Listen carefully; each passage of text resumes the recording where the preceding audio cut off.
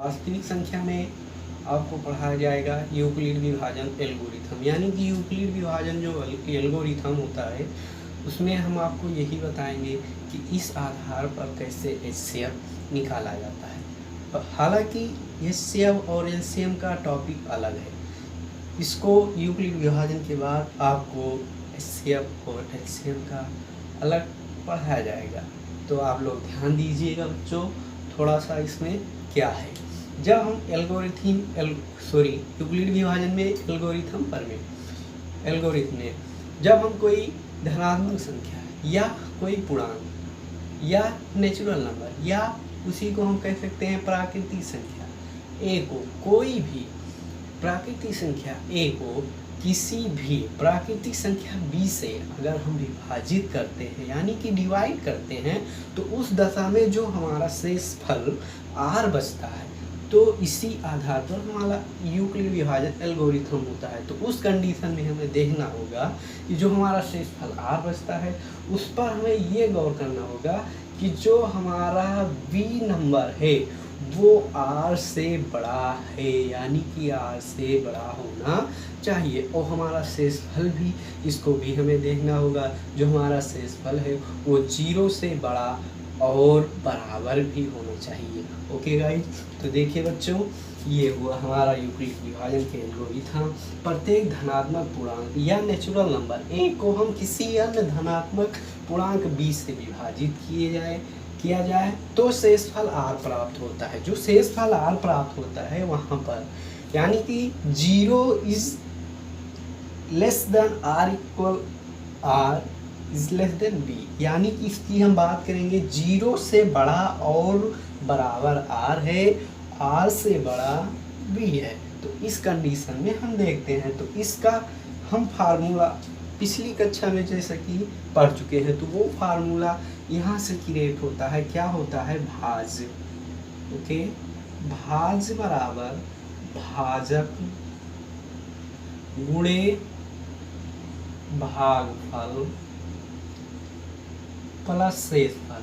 तो इस कंडीशन में हमको देखना है बच्चों कि ये जो बात हुई कि कोई धनात्मक पूर्णांक ए को किसी अन्य धनात्मक पूर्णांक बी से विभाजित करते हैं, यानी कि जो ए नंबर है उसको हम बी से क्या करते हैं?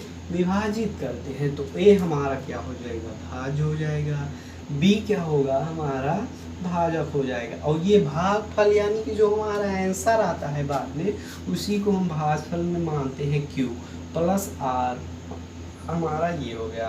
ओके गाइस, अब इसी आधार पर, इन प्रमेय के आधार पर हम आपको HCF निकालना बताएंगे। HCF को हम दो नामों से जानते हैं, HCF और HCF, और हम इसको GCD के नाम से जानते हैं। HCF या GCD, इन दोनों का नाम अलग अलग है। ओके, यानी कि मतलब एक है परंतु इनकी मीनिंग सेम है, परंतु इसका जो फुल फॉर्म है वो अलग अलग है। तो देखिए हमारा क्या है? HCF होता है highest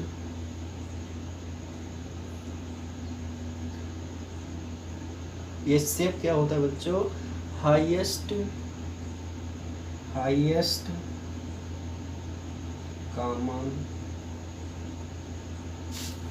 common factor.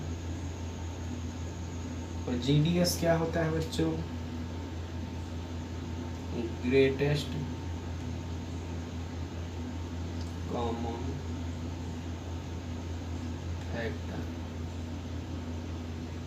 Highest common factor और क्या होता है?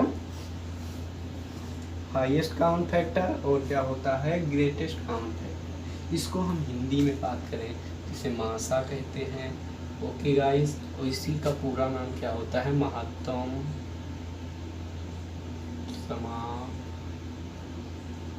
समावर्तक।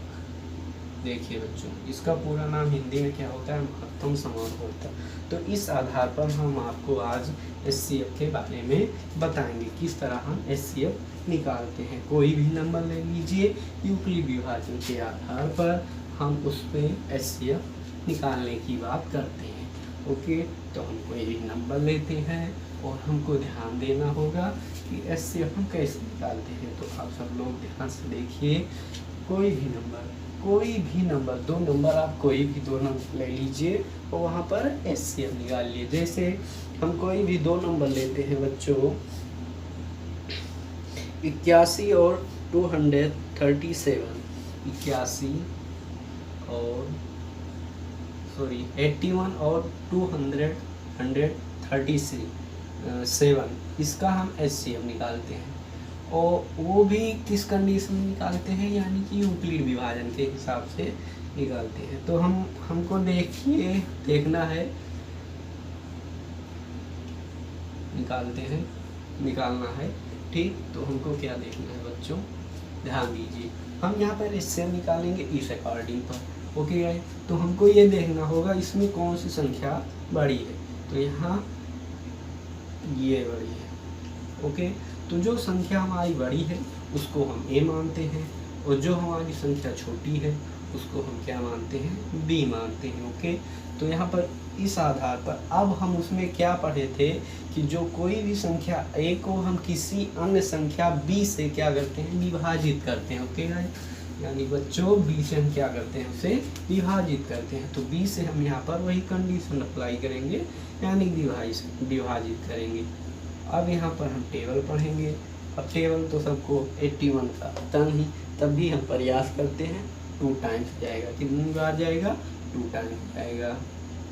ओके, अगर हम 3 टाइम्स ले जाएंगे तो हमारा अधिक हो जाएगा, इससे ज़्यादा हो जाएगा तो यहाँ काम गड़बड़ा जाएगा। यानी कि 2 बार ले जाएंगे जिससे हमारा काम आसानी से बन जाए। यहाँ 5 बचा, अब इसमें से जाएगा नहीं तो यहाँ से क्या लेते हैं, ऋण लेते हैं। तो यहाँ से लेंगे तो यहाँ क्या बचेगा, 7, और यहाँ कुछ नहीं बचेगा। अब यहाँ पर हम पुनः जो हमारा शेषफल बचा है वो क्या है, बड़ा है किससे, 0 से। लेकिन यहाँ क्या होना चाहिए, बराबर होना चाहिए या उससे कम होना चाहिए, 0 होना चाहिए, तभी हमारा HCF निकलेगा। ओके, तो यहाँ तो 0 वाली कंडीशन है ही नहीं है।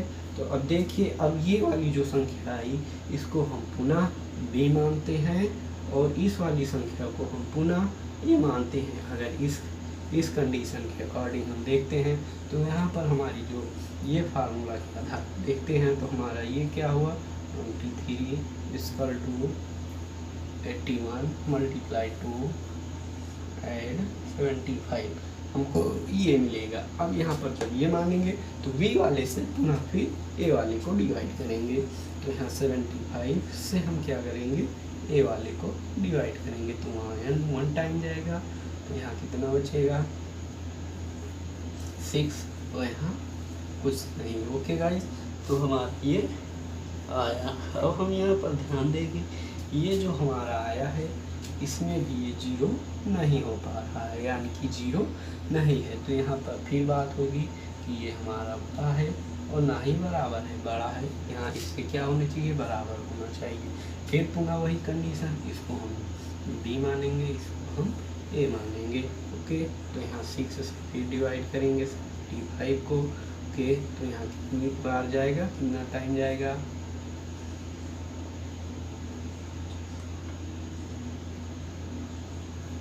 ठीक 12 बार जाएगा।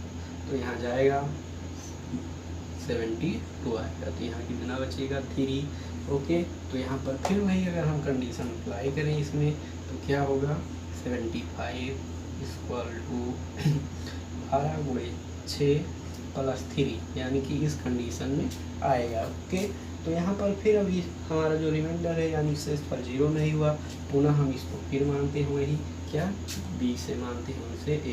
तो इस कंडीशन में हम यहाँ पर देखेंगे, यहाँ पर हम 3 वाले से 6 को डिवाइड करेंगे, 2 टाइम से जाएगा और यहाँ 6 आएगा। यहाँ क्या हो गया, 0। जब हमारा 0 बच जाए, यानी जब हमारा रिमाइंडर यानी शेषफल 0 आ जाए, तो उस कंडीशन में जो पिछला वाला होता है, यानी इस कंडीशन में जो पिछला वाला रिमाइंडर होता है वही हमारा क्या होता है, HCF होता है। तो ये क्या आ गया, पिछला वाला रिमाइंडर, यानी कि जो शेषफल पिछला वाला है, शेषफल यही हमारा क्या होगा, HCF होगा, यानी पहले वाला।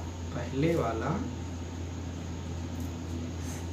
वाला शेषफल हमारा क्या होगा, HCF होगा, वो वाला शेषफल HCF होगा अर्थात बात करें तो HCF बराबर 3 होगा। ये तो हुई यूक्लिड विभाजन के एल्गोरिथम के अनुसार। अगर हम इसी को पिछली कक्षा में जिस तरह हम लोग पढ़ चुके हैं, अगर उस आधार पर हम इसको हल करना चाहते हैं तो हमारा और आसान होगा। तो देखिए वो भी मेथड देख लीजिए आप कैसे पिछली कक्षा में हल करते हैं। ये कंडीशन यहाँ तक तो सही रहेगा, यही रहेगा। इसके बाद क्या होता है, 81 से हम इसको डिवाइड करेंगे। ओके, तो यहाँ हमारा जाएगा 2 टाइम्स जाएगा, 162 आएगा, 75 बचेगा। अब हम पुनः क्या कर लेते हैं, यहाँ ये डिवाइड वाला मार्क लगाते हैं और 81 को यहाँ पर पुनः लिखते हैं। जब 81 को लिखते हैं, अब हम यहाँ टेबल पढ़ेंगे, 1 टाइम जाएगा। जब ये 1 टाइम जाएगा तो यहाँ पर 75 ही लिखा जाएगा, यानी कि 75 यहाँ से फिर लेस करते हैं, यानी कि घटाते हैं, तो हमारा यहाँ कितना बचेगा, 6 बचेगा। अब पुनः फिर इसे वो मार्क लगाते हैं और ये वाली संख्या पुनः यहाँ ले आते हैं और हम फिर इसे डिवाइड करते हैं, तो ये हमारा जाएगा 12 बार, यानी कि 12 बार जाएगा। तो यहाँ पर क्या हो जाएगा, 72। फिर यहाँ पर हमारा 3 बचेगा और फिर हम ये मार्क लगाते हैं और 6 को यहीं ले आते हैं और हम फिर इसे टेबल पढ़ते हैं, यानी पहाड़ा पढ़ते हैं, तो 2 3 6 हो जाता है। ओके, 3 6 हो जाता है और यहाँ हमारा क्या हो जाता है, 0। यानी कि जब तक हमारा शेषफल 0 नहीं आएगा तब तक ही प्रोसेस करते आएंगे। जिस कंडीशन में हमारा 0 होगा वही हमारा क्या होगा, HCF। ओके गाइस, तो यहाँ पर समझ में आया हो तो आप वीडियो को लाइक। ओके गाइस, अगर समझ में आया हो तो वीडियो को लाइक करें, शेयर करें। Okay guys.